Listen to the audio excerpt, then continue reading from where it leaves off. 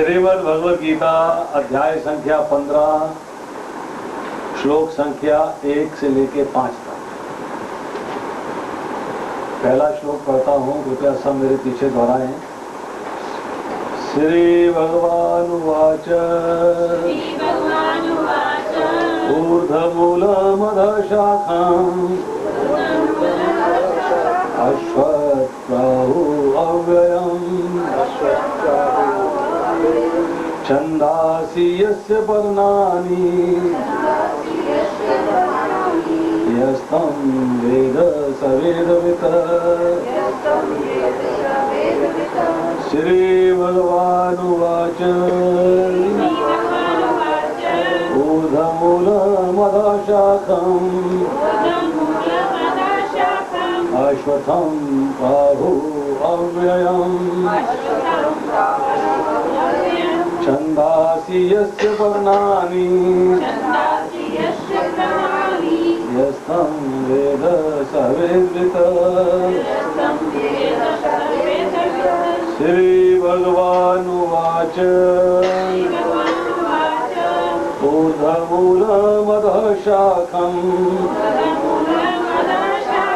अश्वत्थं प्राहु अव्ययम् छन्दांसि यस्य पर्णानि यस्तं वेद स वेदवित्। इसका अनुवाद पढ़ता हूँ, कृपया सब लोग ध्यान से सुने। भगवान ने कहा जाता है कि एक शाश्वत अश्वत्थ बरगद वृक्ष है जिसकी जड़ें तो ऊपर की ओर हैं और शाखाएं नीचे की ओर, और पत्तियां वैदिक स्तोत्र है। जो इस वृक्ष को जानता है वह वेदों का ज्ञाता है। श्लोक संख्या 2। इस वृक्ष की शाखाएं ऊपर तथा नीचे फैली हुई हैं और प्रकृति के 3 गुणों द्वारा पोषित हैं। इसकी टहनियां इंद्रिय विषय हैं और इसकी वृक्ष की जड़ें नीचे की ओर भी जाती हैं, जो मानव समाज के सकाम कर्मों से बंधी हुई हैं। श्लोक संख्या 3 और 4। इस वृक्ष के वास्तविक स्वरूप का अनुभव इस जगत में नहीं किया जा सकता। कोई भी ये नहीं समझ सकता कि इसका आदि कहाँ है, अंत कहाँ है या इसका आधार कहाँ है। लेकिन मनुष्य को चाहिए कि इस दृढ़ मूल वाले वृक्ष को विरक्ति के शस्त्र कुठार से काट गिराए। तत्पश्चात उसे ऐसे स्थान की खोज करनी चाहिए जहाँ जाकर लौटना न पड़े और जहाँ उस भगवान की शरण ग्रहण कर ली जाए जिससे अनादि काल में प्रत्येक वस्तु का सूत्रपात और विस्तार होता आया है। श्लोक संख्या 5। जो झूठी प्रतिष्ठा, मोह तथा कुसंगति से मुक्त हैं, जो शाश्वत तत्व को समझते हैं, जिन्होंने भौतिक काम को नष्ट कर दिया है, जो सुख तथा दुख के द्वंद्व से मुक्त हैं और जो मोह रहित होकर परम पुरुष के शरणागत होना जानते हैं, वे उस शाश्वत पद राज्य को प्राप्त होते हैं। ये है जी 1 से लेके 5वें श्लोक तक। अब बताएं कौन कौन पढ़ के आया। इसको पंडित जी बंद कर दीजिए और जो बोले उनकी तरफ मुंह करना। ऊपर से पहले बंद कर। स्टार्ट करने से पहले इस अध्याय में संपूर्ण जगत के हर्ता, सर्वशक्तिमान, सबके नियंता, सर्वव्यापी, अंतर्यामी, परम दयालु, सबके सर्वाधार, शरण लेने योग्य सगुण परमेश्वर पुरुषोत्तम भगवान के गुण, प्रभाव और स्वरूप का वर्णन किया गया है। श्लोक संख्या 1 अनुवाद। भगवान ने कहा जाता है कि एक शाश्वत पीपल का वृक्ष है जिसकी जड़ें तो ऊपर की ओर हैं और शाखाएं नीचे की ओर तथा पत्तियां वैदिक स्तोत्र हैं। जो इस वृक्ष को जानता है वह वेदों का ज्ञाता है। इस संसार की तुलना एक शाश्वत पीपल के वृक्ष से की गई है, क्योंकि समस्त वृक्षों में पीपल का वृक्ष उत्तम माना जाता है, जिसकी जड़ें ऊपर की ओर हैं तथा शाखाएं नीचे हैं। जो व्यक्ति सकाम कर्मों में लगा है उसके लिए इस वृक्ष का कोई अंत नहीं। वह वृक्ष की एक शाखा से दूसरी शाखा में घूमता रहता है। जो इस वृक्ष में आसक्त है उसकी मुक्ति की कोई उम्मीद नहीं है। उसकी जड़ें ऊपर की ओर बढ़ती हैं। इस संसार रूपी वृक्ष की उत्पत्ति और इसका विस्तार आदि पुरुष नारायण से हुआ है। इसका वर्णन चौथे श्लोक में हुआ है। यहाँ पर उधर और मूल शब्द का प्रयोग हुआ है। वे आदि पुरुष परमेश्वर सबके आधार हैं, इसलिए उधर नाम से कहे जाते हैं। ये संसार वृक्ष उनकी सर्वशक्ति मान परमेश्वर से उत्पन्न हुआ है, इसलिए इसको उधर मूल अर्थात ऊपर की ओर मूल वाला कहा गया है। साधारण वृक्षों का मूल नीचे की ओर है या पृथ्वी में है। इस वृक्ष का मूल ऊपर है क्योंकि ये अलौकिक है। संसारिक वृक्ष तो इस अलौकिक वृक्ष का प्रतिबिंब है। जो व्यक्ति इस भौतिक जगत से निकलना चाहता है उसे चाहिए कि इस वृक्ष को भली भांति जान ले। संसार वृक्ष की उत्पत्ति के समय सबसे पहले ब्रह्मा जी का उदय हुआ, इसलिए ब्रह्मा जी इसकी प्रधान शाखा है। ब्रह्मा की उत्पत्ति नारायण से हुई, इसलिए वृक्ष को नीचे की शाखा वाला कहा गया है।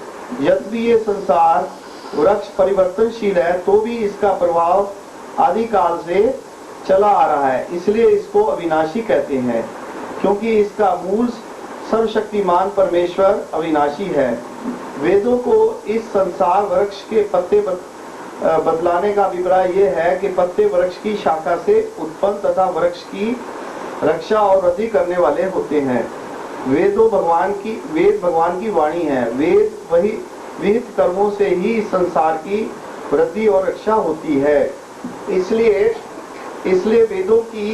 वेदों को पत्तों से तुलना की है।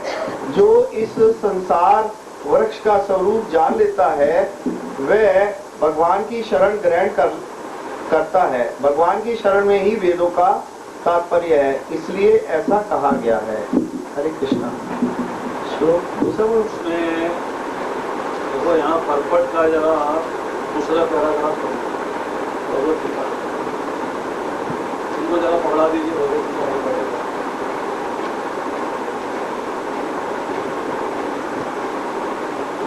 तो ये जो तात्पर्य है ना, मैं किसी और गीता की भी बदल लिया मैंने इसमें, ये प्योरली इसका नहीं है,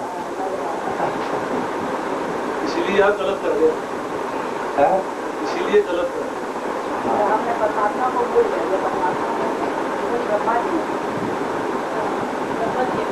वैदिक स्रोत जो आत्मोन्नति के लिए हैं यही इस वृक्ष के पत्ते हैं। वृक्ष की जड़ें ऊपर की ओर बढ़ती हैं क्योंकि इस ब्रह्मांड के सर्वोच्च रूप से आरंभ होते हैं जहाँ पर ब्रह्मा स्थित है। यदि कोई मोह रूपी अविनाशी वृक्ष को होने देता है जिससे बात आपने ब्रह्मा जी को भूल दिया प्रधान बना प्रधान शाखा और भगवान को भूल दिया भगवान है संसार रूपी वृक्ष से ऊपर। हम संसार रूपी वृक्ष की चर्चा कर रहे हैं तो संसार का मतलब है ब्रह्मांड। प्रभु जी, ये जो है ये निर्विशेष वादियों का कथन है जो आप कह रहे हैं, सकालवादियों का ये, इसको आप पढ़िए लास्ट पैराग्राफ देखो, इसी का ये इसका लास्ट पैराग्राफ देखो आप, इस वृक्ष का, हाँ इसी का पहले अध्याय का लास्ट पैराग्राफ। ये वृक्ष वास्तविक वृक्ष का प्रतिबिंब होने के कारण वास्तविक प्रतिरूप है। आध्यात्मिक जगत में सब कुछ है। ब्रह्मा को निर्विशेषवादी इस भौतिक ब्रह्म को इस भौतिक जगत का मूल मानते हैं। हाँ जी। निर्विशेषवादी मानते हैं इस जगत को, सकारवादी नहीं मानते। सकारवादी मानते हैं कि ब्रह्मा मूल है, जड़ जो है वो ब्रह्मा है। चलो देखिए चर्चा कहाँ हो रही है, चर्चा हो रही है ब्रह्मांड की। तो ब्रह्मांड में टॉप पोजीशन में कौन सा लोक है? ब्रह्मलोक के इंचार्ज कौन है? ब्रह्मा जी। जीवों की रचना कौन करता है शरीरों की? ब्रह्मा जी। जड़ कहाँ से हुई? ब्रह्मा जी। जब संसार से ऊपर जाएंगे तब भगवान, ब्रह्मा जी का मूल भगवान। प्रभु जी आप भी तो यही कहते हो ना, ब्रह्मा जी की उत्पत्ति नारायण ने की, भगवान है, विष्णु भगवान है। हम संसार को ध्यान से कह रहे हैं ये शाश्वत अश्वत मरदुल वृक्ष है। कौन? ये संसार।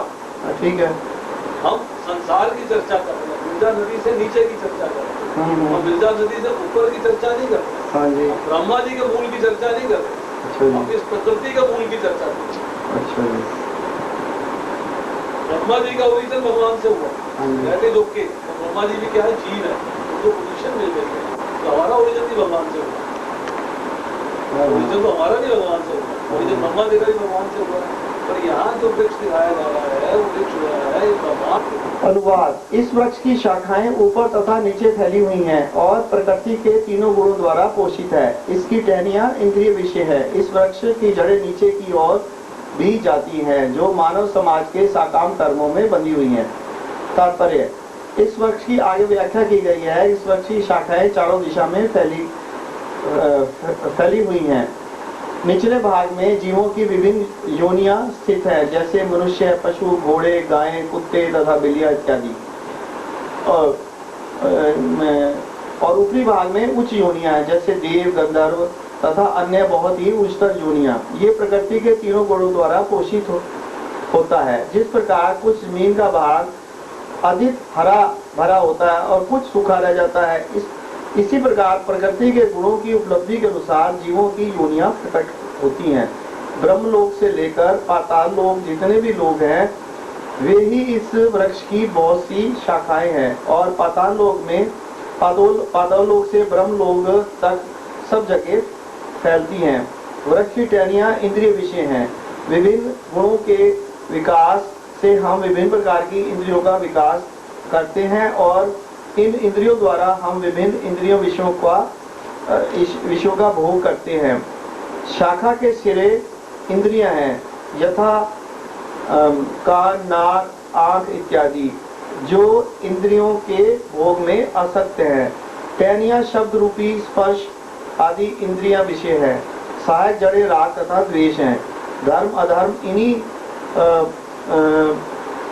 गौड़ जड़ों से उत्पन्न हुई मानी जाती है। वास्तविक जड़ तो ब्रह्मलोक में है, किंतु अन्य जड़ें मृत्युलोक में हैं। जब मनुष्य उच्च लोगों के पुण्य कर्मों का फल भोग चुकता है, वह धारा पर आ जाता है और साकाम कर्मों को रिन्यू करता है। ये मनुष्य लोग कर्म क्षेत्र है। बाकी सभी योनियां भोग योनियां हैं और उनमें कर्मों का अधिकार नहीं है। अतः वहाँ ममता और वासना रूप मूल होने पर भी वे कर्मानुसार बांधने वाले नहीं हैं।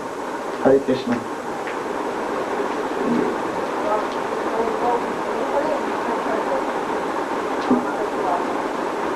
ये तो मतलब अपना ही था, ये तो बाकी अपनी है। वो मुझे अपना पहला वाला उसमें समझ कम आ रहा था।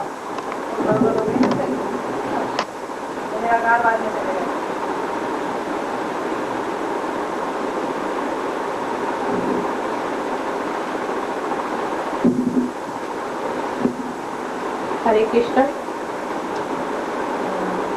15वें अध्याय का 3रा वचन। अनुवाद: इस वृक्ष के वास्तविक स्वरूप का अनुभव इस जगत में नहीं किया जा सकता।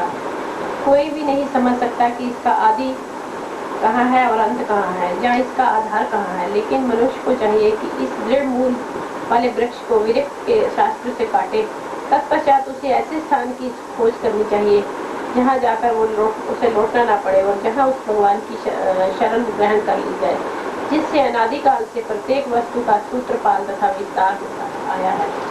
तात्पर्य: ये तो पिछले श्लोक में जाहिर हो गया है कि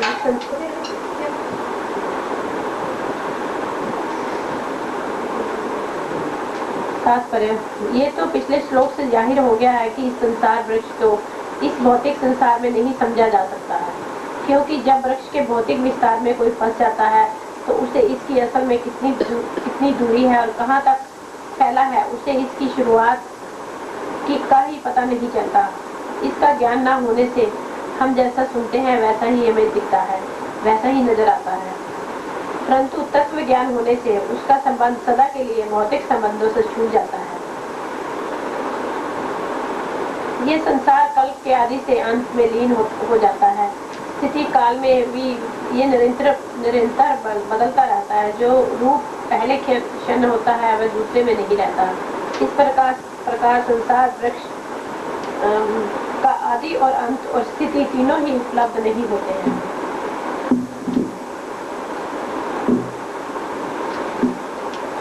इस संसार को जो मूल है, जैसे मोह, वासना, इच्छा आदि, वो अनादिकाल से होने से ये अत्यंत दृढ़ हो गए हैं। हम जब तक इसकी जड़ों को काट कर फेंक ना दें, जब तक संसार वृक्ष की उत्पत्ति नहीं हो सकती, तब तक उस संसार वृक्ष की उत्पत्ति नहीं हो सकती। चाहे हम उसे ऊपर से काट डालें, अर्थात बाहरी संबंध त्याग करने पर भी त्याग नहीं होता, वो फिर से पैदा हो जाते हैं। क्योंकि इन जड़ों का काटना बहुत मुश्किल है, क्योंकि इसमें हमें स्त्री पुरुष, धन, मकान, मान, बड़ाई, प्रतिष्ठा, स्वर्ग आदि सभी भोगों से सुख शांति मिलती है, उनसे और उनमें आसक्ति हो जाती है। इसे छोड़ना बहुत मुश्किल है, परंतु उसे दृढ़ संकल्प द्वारा, वैराग्य रूप शास्त्र द्वारा काट डालना है। चौथा, यहाँ पर इस परम पद की खोज से यह अभिप्राय है, उस परमेश्वर को प्राप्त करने की इच्छा से जो उनके गुण रूप को बार बार अनन्य भाव से याद करता है, और यदि उसका एकमात्र लक्ष्य उस अपनी भौतिक इंद्रियों को उनकी सेवा में लगा दे, संसार में रहते हुए भी संसार से अलग रहता है, वो ही इस परम पद को खोजता है। ये परम पद स्वयं भगवान ही है। भगवान का सामीप्य प्राप्त होता है। जो इस स्थिति में आ जाते हैं वो दोबारा इस संसार में लौट कर नहीं आते हैं। हरे कृष्ण।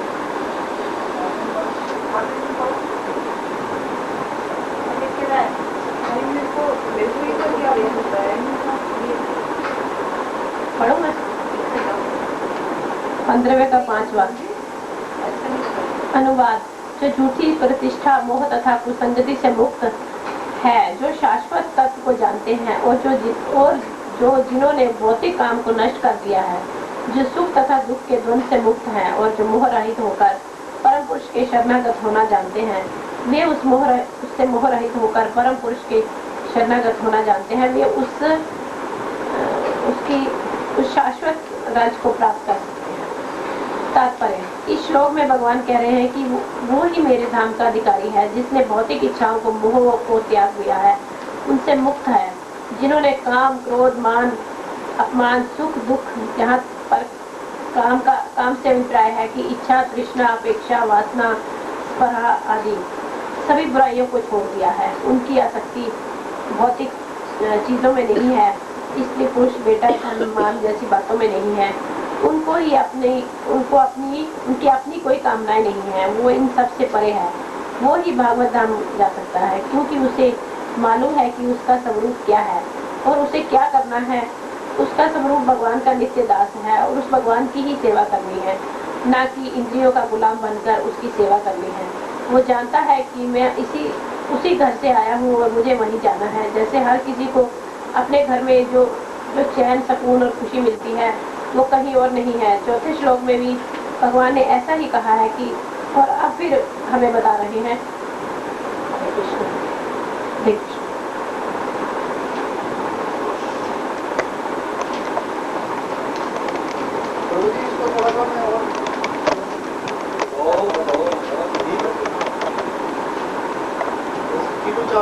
की ओर है, इसलिए वास्तविक विस्तार ऊपर की ओर है और बद्ध जीव इसका आदि तथा अंत का अंदाजा नहीं लगा सकता। मनुष्य इसके कारण की खोज करने पर पाएगा कि यदि वह ए का पुत्र है, ए का पुत्र बी है तथा बी का सी का इत्यादि इत्यादि, तो अंत में वह ब्रह्मा के पुत्र का होगा। और ब्रह्मा को गोवर्धक शाही विष्णु ने उत्पन्न किया।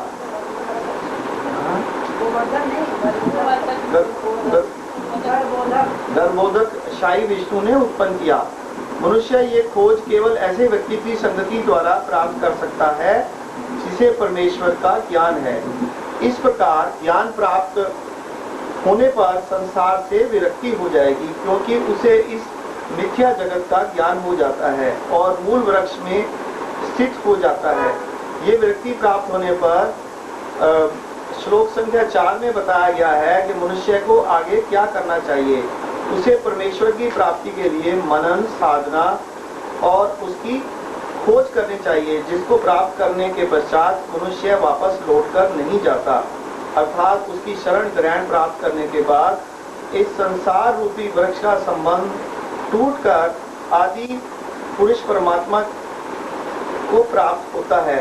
भगवान की खोज भगवान की शरण द्वारा, जो भक्तों की संगति द्वारा श्रवण, कीर्तन तथा भक्ति करने के फलस्वरूप प्राप्त की जा सकती है।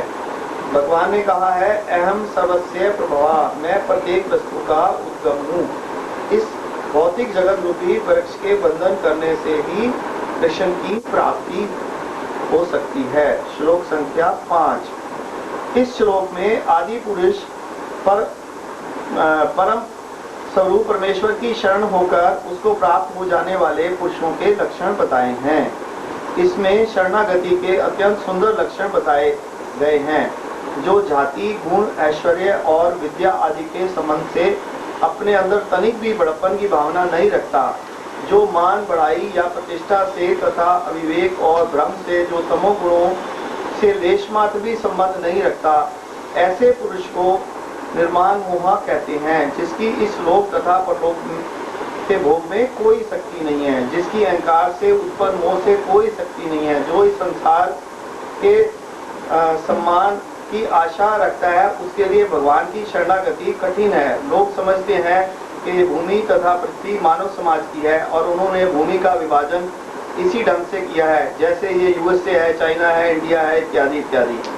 जब मनुष्य इसी प्रकार की भ्रांत धारणाओं से मुक्त हो जाता है, तो वह पारिवारिक, सामाजिक तथा राष्ट्रीय स्नेह से उत्पन्न कुसंगतियों से मुक्त हो जाता है। जब उसे वस्तुओं का सही सही ज्ञान हो जाता है, वह सुख दुख तथा हर्ष विषाद जैसे द्वंद्वों से मुक्त हो जाता है और तब उसे भगवान का शरणागत बनना संभव हो जाता है। हरे कृष्ण।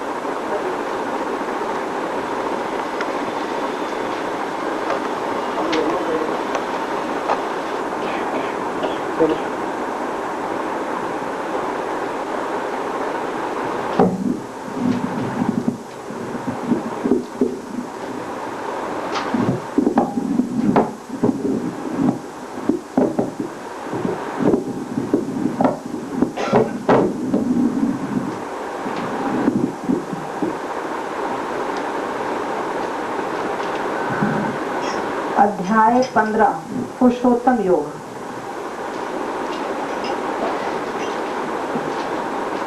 पुरुषोत्तम योग मतलब परम पुरुष से योग।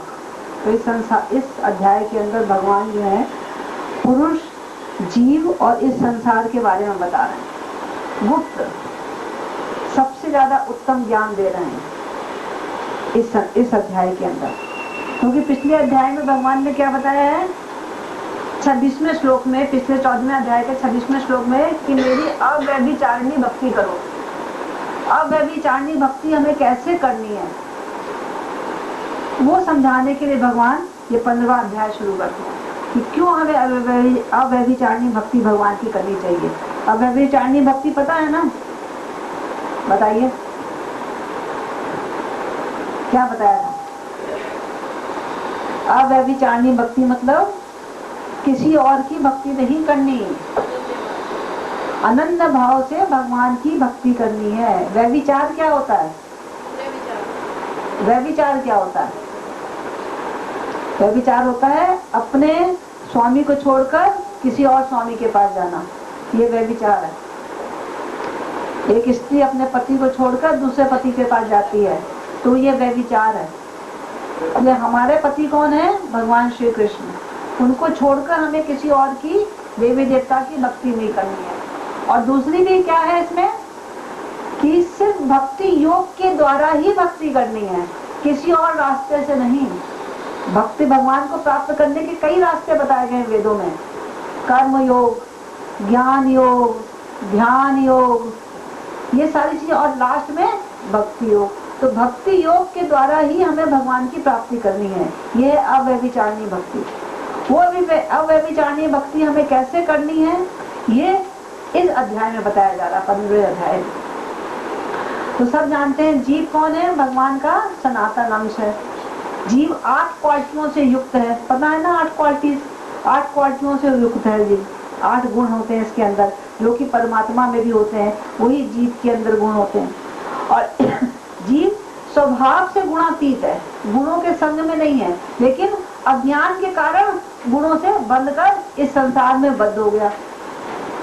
अज्ञान के कारण गुणों के संग में आ गया। क्या अज्ञान आ गया? कि मैं इस संसार का मालिक हूँ, मैं ये शरीर हूँ, आत्मा को भूल गया, तो ये अज्ञान आ गया। तो तीनों गुणों ने इसको बद्ध बना दिया इस संसार के अंदर। तो जब तक ये सकाम कर्मों में जीव लगा रहेगा तब तक इस संसार से उसकी मुक्ति की आशा नहीं।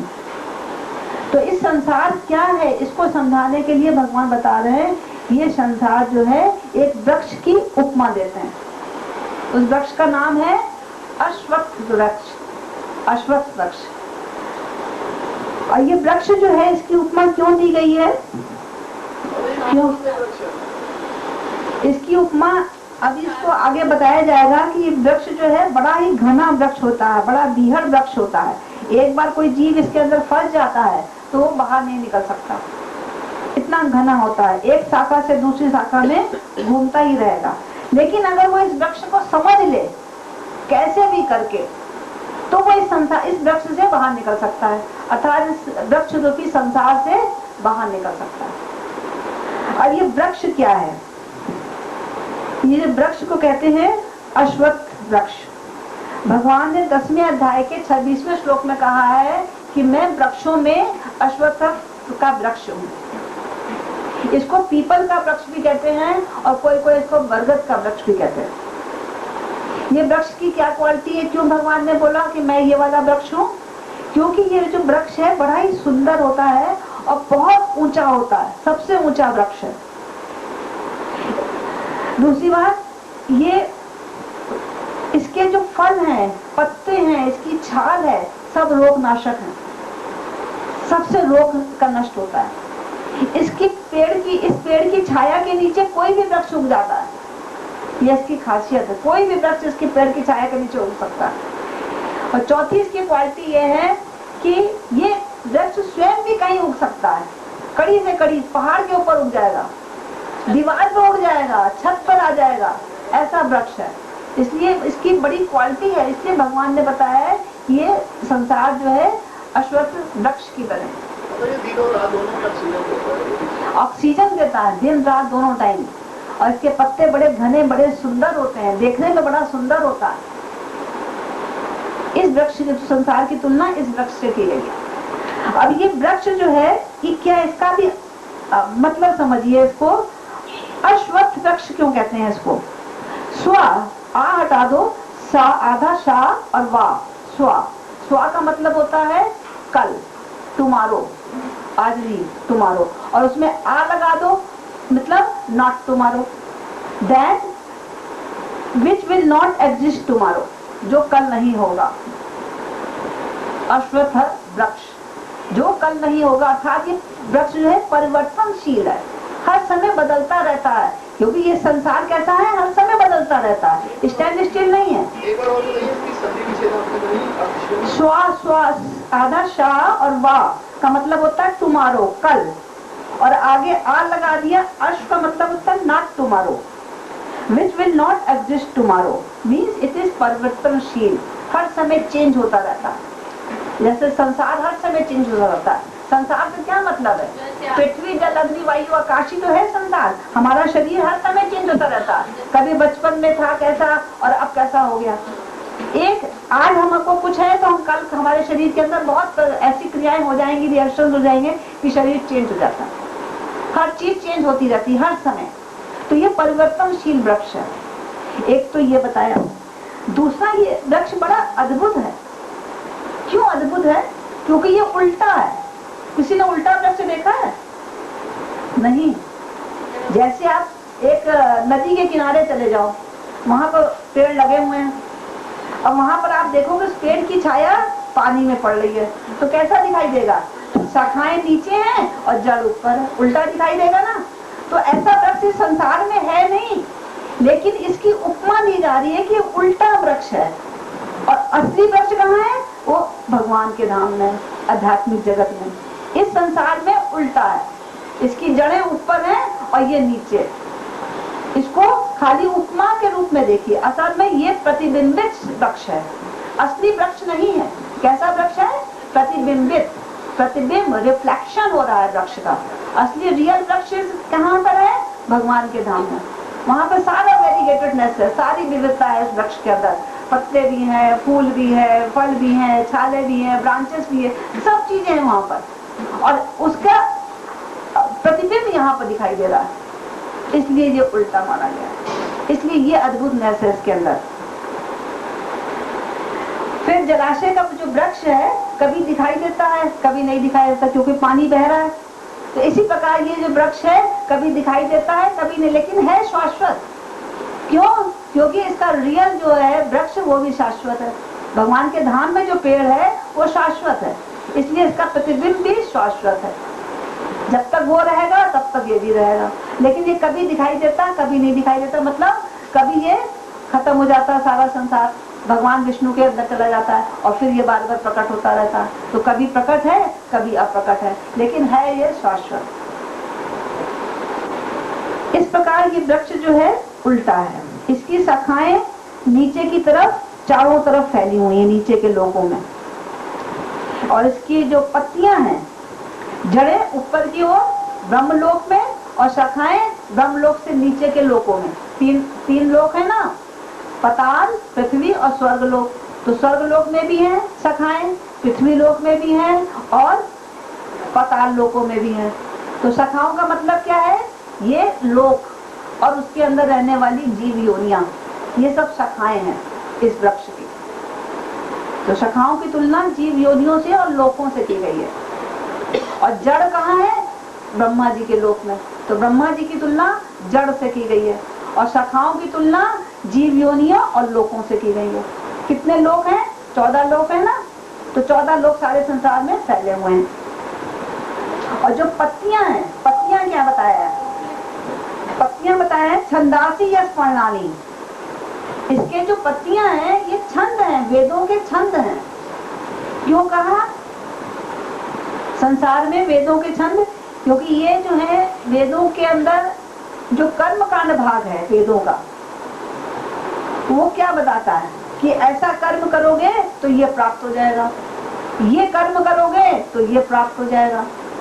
तो जब हम बार बार कर्म करके इस संसार के अंदर प्राप्त करते रहेंगे तो वो हम इस संसार में ही फंसे रहेंगे। तो वेदों का कर्म कांड भाग जो है वो इसकी पत्तियां हैं, वो इस वृक्ष को बहुत सुंदर बना देती हैं, हरा भरा बना देती हैं। हम इस वृक्ष से बाहर निकलना नहीं चाहते।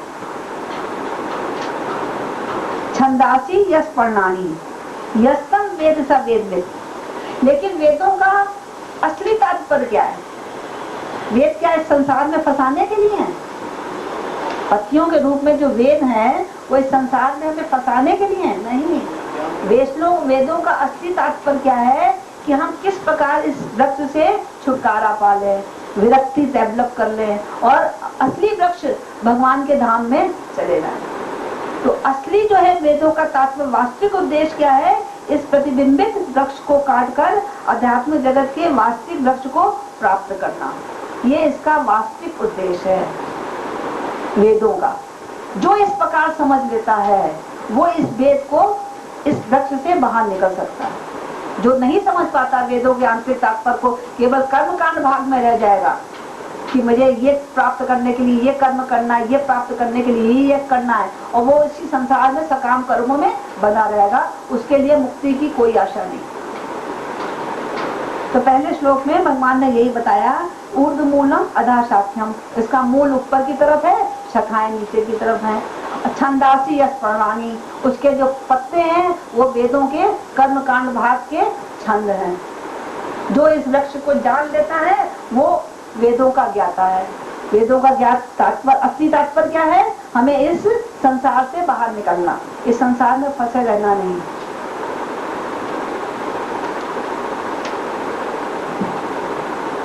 तो बाहर निकलने की बहुत विधियां बताई गई हैं। सर्वोच्च विधि क्या है? भक्ति योग। भक्ति योग से ही हम बाहर निकल सकते हैं। तो वेदों का जो असली तात्पर्य है वो है भक्ति योग, किस प्रकार भगवान की भक्ति करें और इस संसार से बाहर निकल जाए। तो इस प्रकार ये वृक्ष की उपमा दी गई है इस संसार को समझने के लिए। दूसरे श्लोक में भगवान बताते हैं, अधः च ऊर्ध्वम प्रशस्ता तस्य शाखा। अधो च ऊर्ध्वम, इसकी जो शाखाएं ऊपर और नीचे सब जगह फैली हुई हैं। अधः च ऊर्ध्वम, अधः मतलब नीचे भी है ऊपर भी है। प्रशस्ता तस् शाखा, प्रशस्ता माने फैली हुई है उसकी शाखाएं, उसकी शाखाएं चारों तरफ फैली हुई। ऊपर के लोगों में देवता हैं, सिद्ध हैं, तपस्वी हैं, मुनि हैं और ये किन्नर हैं, यक्ष हैं, इस प्रकार की उच्च योनियां जितनी हैं सब ऊपर के लोकों में है। और उसके नीचे के लोकों में क्या है? मनुष्य हैं, पशु हैं, पक्षी है, कीट पतंग है, और कीड़े मकोड़े हैं, वृक्ष है, मछलियां हैं। नीची योनियां जितनी है वो नीचे के लोकों में फैली हुई हैं। ये बताया गया है। गुण प्रबद्धा, जो गुणों के द्वारा इसका पोषण होता है। जैसे वृक्ष का पोषण किससे होता है? पानी से। और इस संसार का जो प्रतिबिंबित वृक्ष है, रिफ्लेक्शन है, जो कि इसका पोषण किससे हो रहा है? गुणों से, प्रकृति के 3 गुणों से। जो गुण ज्यादा होगा उस प्रकार की योनियां हो जाएंगी, जो गुण कम होगा वहां पर वैसी योनियां नहीं होंगी। तो गुणों के हिसाब से योनियों का डेवलपमेंट हो रहा है। विषय प्रवाला, विषय प्रवाला का मतलब क्या है? जो इसकी कोपले हैं, कोपले मतलब जो टहनियां हैं, जिसमें से टहनियां निकलती हैं। कोपलों का मतलब होता है जिसके अंदर से एक शाखा है ना, शाखा के अंदर एक कोपल निकल आती है, फिर उससे दूसरी टहनी निकल आती है, वो इसके विषय हैं। 5 विषय है ना, रूप, रस, गंध, स्पर्श और शब्द। ये 5 विषय हैं, ये कोपले हैं, विषय प्रवाला। और इसमें जो टहनियां हैं, ये जो और जो एक प्रतोपाद में उसमें लिखा हुआ है कि इसके जो शाखाओं के जो सिरे हैं, ये परपट में लिखा है प्रतोपाद ने, वो इसकी इंद्रियां हैं। 5 इंद्रियां कर्म की, 5 इंद्रियां ज्ञान की। जो इस शाखाओं के सिरे हैं वो इंद्रियां हैं, जो कोपले हैं वो इसके विषय हैं, इंद्रिय विषय। और शाखाएं कैसी हैं? ऊपर नीचे सब जगह फैली हुई हैं। ये वृक्ष को समझाने के लिए बताया जा रहा है। और इसके अलावा इसकी जड़ें देखो, मुख्य जड़ तो ब्रह्मा जी के लोक में है, इसके अलावा सहायक जड़ें भी हैं। जैसे बरगद के पेड़ में आप लोगों ने देखा होगा ना, जड़ें ऊपर से नीचे आ रही हैं और जमीन में धस जाती हैं, तो पेड़ को बहुत मजबूत बना देती है। दृढ़ पेड़, उससे फिर गिरता नहीं, आंधी आए कुछ आए, चारों तरफ से जड़ें जो है नीचे गई हुई हैं। तो इसके अंदर भी जड़ें जो निकल रही हैं, ये सहायक जड़ें किसकी हैं? आसक्ति और विरक्ति की। आसक्ति किससे है? विषय भोगों से आसक्ति है। और विरक्ति किससे है? जहाँ कष्ट मिल रहा वहाँ विरक्ति है।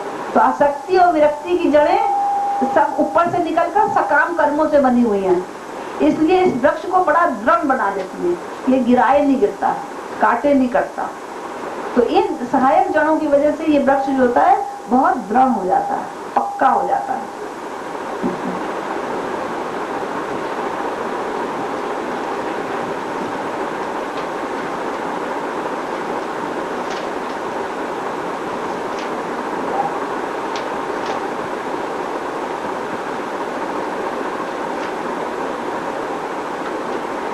तीसरे श्लोक में भगवान क्या कहते हैं? न रूपम अस इह तदोपलब्धे, न रूपम अस इह माने इस संसार में, इस संसार में इस वृक्ष के स्वरूप को हम नहीं जान सकते, क्योंकि इस संसार में ये है ही नहीं। प्रतिबिंब भी तो है वृक्ष का, असली वृक्ष कहाँ है? ऊपर है। इस संसार में इस वृक्ष को हम नहीं समझ सकते। न अंतो न चा आदि न चा संप्रतिष्ठा, इसका न अंत है न आदि है, असंप्रतिष्ठा माने बेस भी नहीं पता, आधार कहाँ है। आधार है इसका कौन? भगवान। जड़ ब्रह्मा जी, जड़ कहाँ? किसी को जड़ तो किसी आधार पर होगी ना, वो आधार भगवान है।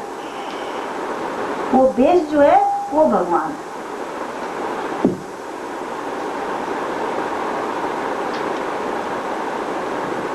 इसलिए मनुष्य को चाहिए कि इस दृढ़ मूल वाले वृक्ष को विरक्ति के शस्त्र से काट गिराए।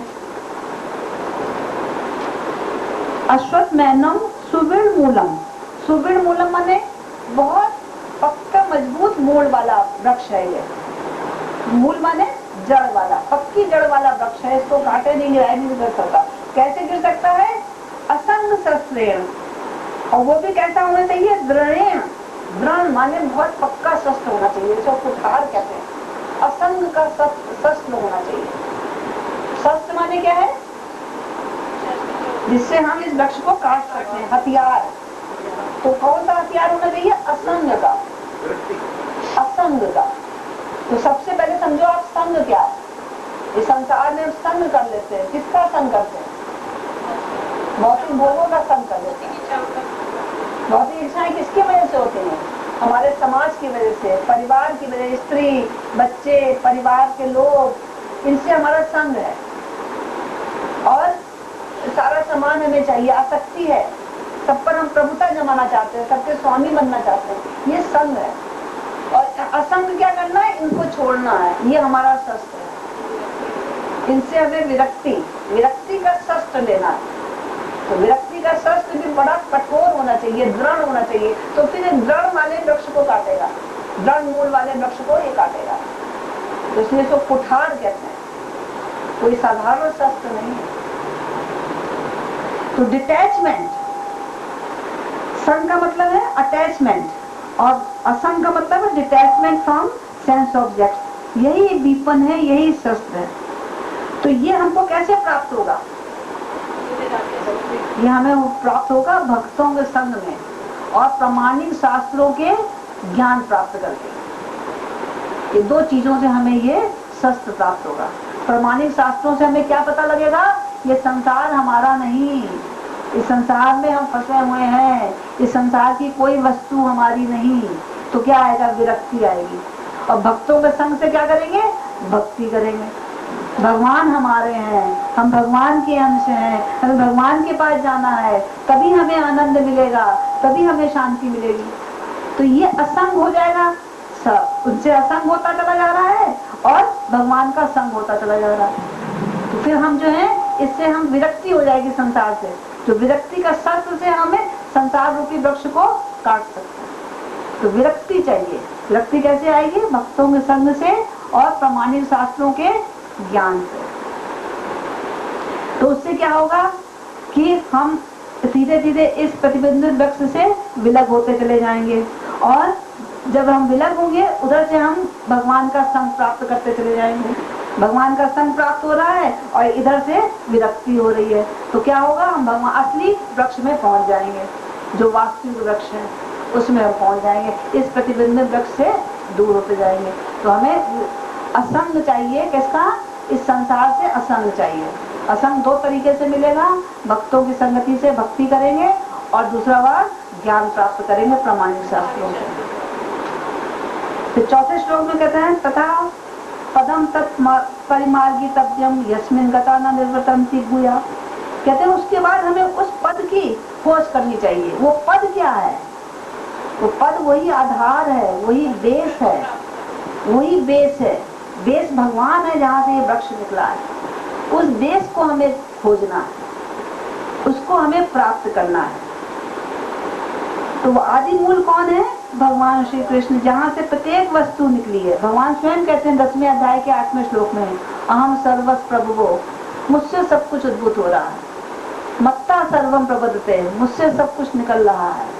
इति मतवा भजन्ते माम, ये शाम कर जो मुझे भजता है, बुधा भाव समर्पिता, वो बुद्धिमान होता है। सब कुछ मुझसे निकल रहा है, प्रत्येक वस्तु का कारण मैं हूँ। तो भगवान से सब कुछ निकल रहा है। भगवान 7वें अध्याय के 14वें श्लोक में भी क्या कहते हैं? देवी हमेशा गुणमयी मम माया दुरतिया, ये भौतिक प्रकृति मेरी है। 3 गुणों वाली जो भौतिक प्रकृति है मेरी है, मुझसे निकली है, मेरी शक्ति है। भगवान स्वयं कह रहे हैं। तो ये किससे निकलना है? उस पद को हमें प्राप्त कर खोजना है। भगवान को अर्थात हमें भगवान श्री कृष्ण की खोज करनी है। और वो जब हम उस पद को प्राप्त करेंगे, यस्मिन् गता न निर्वर्तन्ति भूया, तो इस संसार में वापस नहीं आएंगे। एक बार हम भगवान को प्राप्त कर लेंगे, खोज लेंगे और भगवान की भक्ति शुरू कर देंगे, तो हम वापस इस संसार में नहीं आएंगे। तमेव च आद्यम पुरुष प्रपत्ते, फिर हमें उस पुरुष का शरण ग्रहण करनी है। एक बार हम जब खोज लेंगे भगवान को, तो फिर हम शरण ग्रहण कर लेंगे। शरण क्या है? नवदा भक्ति। नवदा भक्ति क्या है?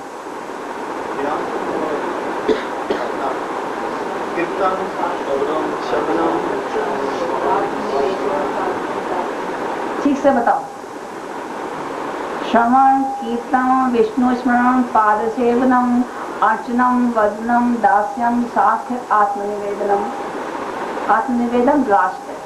तो ये पक्का कर लो, रट लो, करो। चाहे आप भक्ति आप नहीं करो, कम से कम स्टेप्स तो पता होने चाहिए कि कौन से हमें कहाँ तक पहुँचना है। तो इसलिए नवदा भक्ति से हम शरणागति हो गई हमारी, भगवान के बारे में सुन रहे हैं, भगवान के बारे में कह रहे हैं, भगवान के बारे में सोच रहे हैं, उनकी अर्चना कर रहे हैं, वंदना कर रहे हैं, अंत में आत्मनिवेदन कर रहे हैं। आत्मनिवेदन से क्या मतलब? आत्मा आप पूरा आपको दे दो, अपने आप को आत्मनिवेदन, अपने आप को दे दिया भगवान पर, पूरा अर्पित कर दिया अपने आप को, ये है आत्मनिवेदन। जैसे बलि महाराज ने कहा आखिरी पैर आप हमारे सिर पर रखिए, ये आत्मनिवेदन, अपने आप को पूरा दे दिया, पूरा अपने आप को दे दिया, खत्म कर दिया अपने आप को।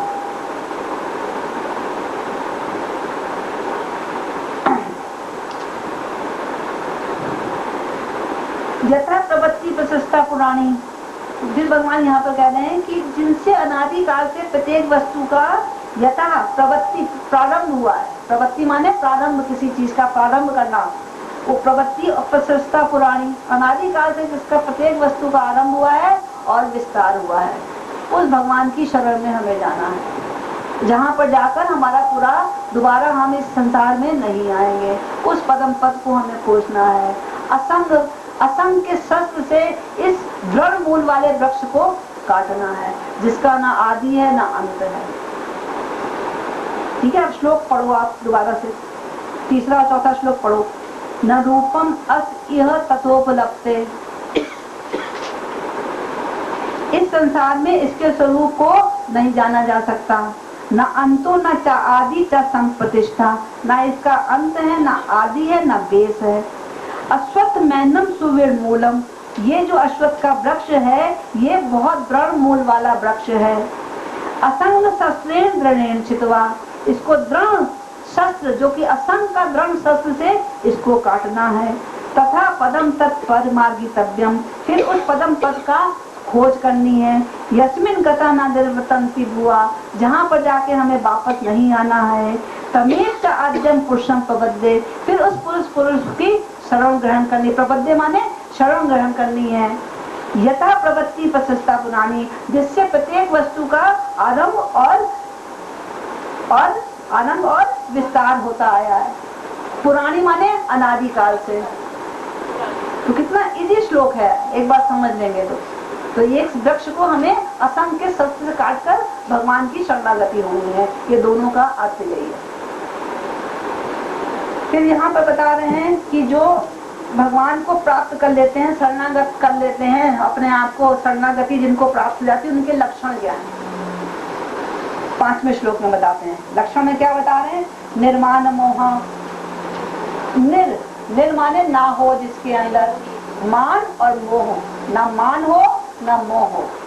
मान का मतलब क्या है? दूसरों से सम्मान पाने की आशा, ये मेरा सम्मान करे, मैं बड़ा अमीर हूँ, मैं बड़ा प्रॉपर्टी वाला हूँ, मेरे इतना बड़ा परिवार है, ये मान है। मैं बड़ा धनी हूँ, बड़े मेरे आश्रित हैं लोग, ये दूसरों से सम्मान पाने की आशा वो उसके अंदर नहीं होती। निर्माण मोह, अपने आप को मान के काबिल नहीं समझता, दूसरों को मान देता है, अपने आप को कोई मान नहीं चाहिए। और मोह क्या है? मोह क्या है कि ये संसार मेरा है, ये शरीर अपने आप को शरीर मानता है, ये सारा संसार, सारी चीजें मेरी हैं, मैं इस पृथ्वी का मालिक हूँ। जैसे कितनी लड़ाइयाँ हो रही, देखो पाकिस्तान में और हिंदुस्तान और पाकिस्तान अलग अलग कर दिया गया, किसी की जगह है क्या? भगवान की है, और अभी भी लड़ रहे हैं, इतना और दे दो, कश्मीर दे दो, ये दे दो, अभी मर जाएंगे, पता नहीं कहाँ से इंडिया में हो सकता पैदा हो जाए, फिर इंडिया में की तरफ से लड़ेंगे नहीं। और फिर बाद में मान लो पाकिस्तानी क्या सोचता मरता है, इंडियन को सोचता वो मरता है ना कि मैंने इसको मारा है, मारना है मारना, और फिर इंडिया में पैदा हो जाएगा, फिर पाकिस्तानियों को मरेगा। कितना मोह है, वो पाकिस्तानियों को मारेगा फिर, जो कि मरता मरता ये सोच कर मरा आखिरी में। तो ये सारा मोह है। तो जिसके अंदर ना मोह हो ना मान हो, वो है ये जिसके अंदर शरणागति आ जाती है, उसमें निर्माण मोह, न मान होता है न मोह होता है। देशभक्ति हुई, वही तो ना, देशभक्ति कर रहे हैं, वो तो उपकार है ना, परोपकार है, इससे कुछ नहीं उनको प्राप्त होगा, स्वर्ग की प्राप्ति होगी बस, इससे ज्यादा कुछ नहीं। इसी संसार में रहेंगे, मुक्त नहीं हो सकते। देशभक्ति तो भगवान राम ने भी वो भी अपने अवध के लिए लड़ाई करी। कहाँ लड़ाई करी अवध के लिए? अवध के लिए लड़ाई तो कोई नहीं करी, अवध तो उनका स्वतंत्र कोई नहीं, अपने देश के सीता जी को वापस लाए थे, दुष्टों का संहार किया है, बुराई को काटा है, पाप को काटा है। तो आपने कहते हैं जो देश के लिए लड़ते हुए जाएगा वो सुन लीजिए ना, कहाँ जाएगा ये भी तो बता रही हूँ। कहाँ जाएगा? स्वर्ग लोग जाएगा। जो पाकिस्तान से लड़ेगा वो हिंदुस्तान में पैदा होके फिर पाकिस्तान वालों से लड़ेगा। कितना मोह है, ये समझने की कोशिश करो। कुछ अकल नहीं है। जिस चीज को भगवान ने बोला अंत काले चा मामे विस्मरण मुक्ता कलेतम, जो जिस भाव में होगा वो उसी भाव को प्राप्त हो जाएगा। इंडियंस को मारते हुए उसका इंडिया के भाव में आता है, वो इंडिया में पैदा होगा, फिर वो इंडिया की तरफ से लड़ेगा। तो ये मान और मोह है, इससे वो जो है अलग रहता है, इससे वो मुक्त रहता है। जब वो इससे मुक्त हो जाता है फिर जित संग दोषा, अभी संग बताया था ना, असंग का शस्त्र करना है। तो संग को जो हमारे संग है संसार से, परिवार से संग है और राष्ट्र से संग है, ये सारे संग हैं, इससे वो जीत लेता है इसको, संग नहीं करता किसी का, इस तरफ से बिल्कुल अलग हो जाता है। जित संग दोषा, कुसंगति से अलग रहता है, विषय भोगों से आसक्ति नहीं रखता, इस दोष से वो दूर रहता है। इसको कहते हैं असंग दोषा, संग दोष से दूर, संग दोष को जीत लिया जिसने, जित संग दोषा, जिसने संग दोष को जीत लिया। संग क्या है? इस संसार से जो संग करता है वो दोष है, आसक्ति में पड़ा रहता है, कुसंगति में रहता है, वो इसने ये जीत लिया है। देन अध्यात्म नित्या, अध्यात्म में भगवान, जो हर समय भगवान के ही उसमें रहता है, स्पिरिचुअल संसार में रहता है, वहीं के बारे में सोचता है, ये उसके लक्षण बताए जा रहे हैं। अध्यात्म नित्या, विनिवृत्त कामा, विनिवृत्त माने कामा मतलब जिसकी सारी कामनाएं नष्ट हो गई, विनिवृत्त जो कि उससे छुटकारा पा चुका है सारी कामनाओं से। कामनाएं क्या है? इच्छाएं, तृष्णाएं, ये कामनाएं, मुझे ये चाहिए, कामनाएं इच्छा करता है, उनसे सारा विनिवृत्त हो चुका है, उससे अलग हो चुका है। देन विनिवृत्त कामा, द्वंद्वे विमुक्ता, द्वंद्व कौन सा है? सुख दुख का, हर्ष विषाद का, गर्मी सर्दी का, ये सब द्वंद्व है, इनसे वो विमुक्त हो जाता है। इनसे उसके ये किसके लक्षण बताए जा रहे हैं? जिसने शरणागति प्राप्त कर ली है, वो कोई उसके अंदर हर्ष विषाद, जय पराजय, लाभ हानि, दुख सुख, इस सबसे अलग है, विमुक्त हो जाता है, क्योंकि वो अपने आप को शरीर मानता ही नहीं है, और सब चीजें किसमें हो रही है? शरीर के अंदर हो रही है। वो अपने आप को आत्मा मानता है, भगवान का शाश्वत दास मानता है, इस संसार से निकलना चाहता है, और सुख दुख लाभ हानि जय पराजय यही तो हो रही है, तो इनसे तो वो सब वैसे ही अलग है। तो विमुक्ता किससे हो गया? द्वंद्वे विमुक्ता, सब प्रकार के द्वंद्व से विमुक्त होता है। गच्छन्ति अमूढ़ा, अब इसको अमूढ़ा कहा, अमूढ़ा माने भी मोह रही, पहले वाले भी बोला निर्माण मोह, और यहाँ पर अमूढ़ा। यहाँ पर अमूढ़ा किसलिए बोला? पहले वाले में तुम बोला कि इस संसार का मोह नहीं रहता उसको, और यहाँ पर अमूढ़ा कहता इसको भगवान के बारे में भी कोई मोह नहीं रहता, भगवान के बारे में कोई कंफ्यूजन नहीं रहता, भगवान को ठीक से जानता, अमूढ़ हो चुका है, वो सारे मोह से निकल चुका है और भगवान को पहचान चुका है, इसलिए उसको यहाँ पर अमूढ़ा कहा गया। गच्छन्ति कहाँ जाता है? पदम अव्यम, अव्यय पद को, अव्यय माने जो कि कभी खत्म नहीं होता, अर्थात सनातन पद को भगवान के प्राप्त कर लेता है। जहाँ भगवान रहते हैं वो सनातन पद को प्राप्त कर लेता है। ये शरणागति वाले के लक्षण बताए भगवान ने। एक बार इसको फिर से पढ़ो। निर्माण मोहा, जिसने मान और मोह दोनों को जीत लिया है, जिसके अंदर ना मान है ना मोह है। जित संग दोषा, जिसने सारे प्रकार के संग दोषों को जीत लिया है। अध्यात्म नित्या, जो हर समय भगवान के साथ लगा रहता है। विनिवृत्त कामा, जिसने सारे कामनाओं से छुटकारा पा लिया है। द्वंद्वे विमुक्ता, सब प्रकार के द्वंद्वों से विमुक्त है। कौन कौन से दुख? दुख सुख संगे, जो कि दुख और सुख से द्वंद्व उत्पन्न होते हैं, संग के साथ उत्पन्न होते हैं, उससे वो विमुक्त है। गच्छन्ति अमूढ़ा, वो उसको अमूढ़ा कहते हैं क्योंकि उसने भगवान की प्राप्ति कर ली है। और कहाँ जाता है? पदम अव्ययम तक, वो उस पदम अव्यय पद को, सनातन पद को प्राप्त कर लेता है। सोई वो शरीर के लेवल से ऊपर है प्रभु जी, वो शरीर के लेवल से ऊपर है। हरे कृष्णा।